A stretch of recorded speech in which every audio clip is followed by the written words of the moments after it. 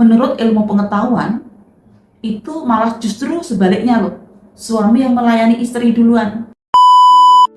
Kok bisa sih ada istilah istri melayani suami? Kenapa nggak sebaliknya aja? Seringkali melayani ini bukan hanya sekedar melayani bikin teh, nyiapin makanan ya, tapi juga dibawa kepada isu relasi seksual suami istri.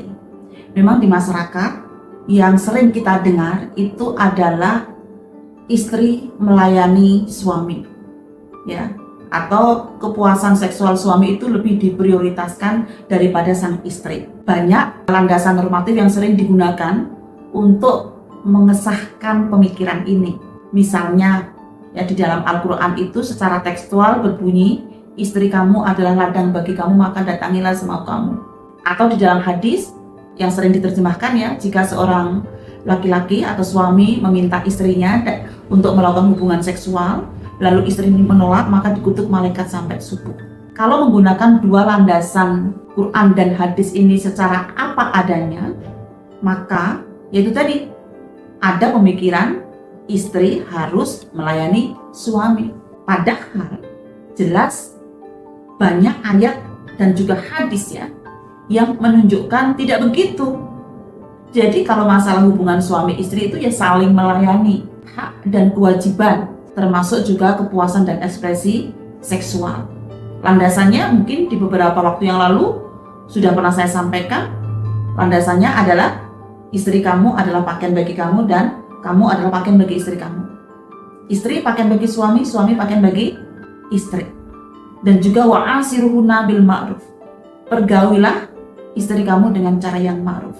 Nah, menurut saya justru secara umum kita saling melayani antara suami dan istri, tetapi kalau kita lihat, kita kembalikan kepada organ reproduksi laki-laki perempuan yang berbeda, menurut ilmu pengetahuan itu malah justru sebaliknya loh. Suami yang melayani istri duluan. Kenapa itu penting untuk disuarakan? Ya, karena begini, organ reproduksi perempuan itu berbeda. Allah menciptakan, ini agak mohon maaf, ini agak sensitif, tapi kita positive thinking ya, yang mendengarkan ini mudah-mudahan mereka-mereka yang kemudian sudah menikah atau siap menikah gitu, untuk membayangkan seperti apa. Jadi laki-laki itu organ reproduksinya, kalau kita mau membincangkan masalah kepuasan seksual, ejakulasi, itu laki-laki itu seperti lampu listrik, mati, hidup, selesai. Jadi suami itu ya sampai puncak dia akan mendapatkan kenikmatan puncak gitu ya. Setelah itu selesai. Dia akan susah kalau kemudian dalam beberapa menit atau beberapa waktu setelah itu dibangkitkan lagi. Susah. Tetapi kalau perempuan beda.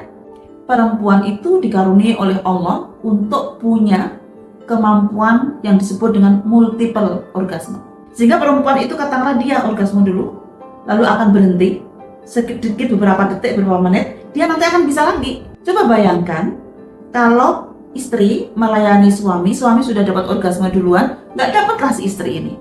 Tetapi kalau suami melayani si istri duluan, sehingga dia mendapatkan orgasme si istri itu, maka istri ini akan kembali lagi ya untuk mendapatkan berikutnya, karena postur reproduksinya tidak seperti laki-laki yang cukup sekali. Ini loh, kalau menurut saya ya, dalam persoalan kesehatan reproduksi, maka suami itu penting untuk melayani istri duluan.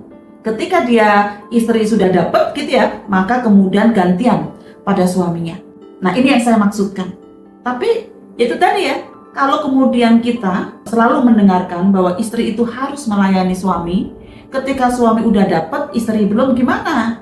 Nggak banyak para istri itu juga bisa menyampaikan apa pengalaman seksualnya. Kalau penelitian membuktikan 10 dari perempuan, ya, itu hanya 3 yang tahu apa itu orgasme. 7 lainnya dia nggak paham. Karena membincangkan isu ini pun sesuatu yang sangat tabu, walaupun dengan pasangannya, dengan suami, ataupun juga suami dengan istrinya.